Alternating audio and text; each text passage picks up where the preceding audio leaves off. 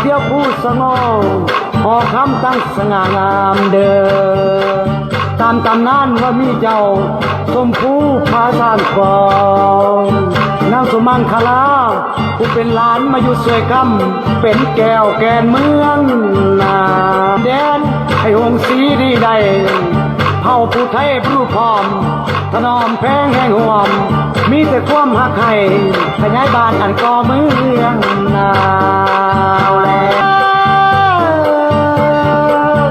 กระโมรเลยกระโมรเลยแต่อวยลำมาถึงนี้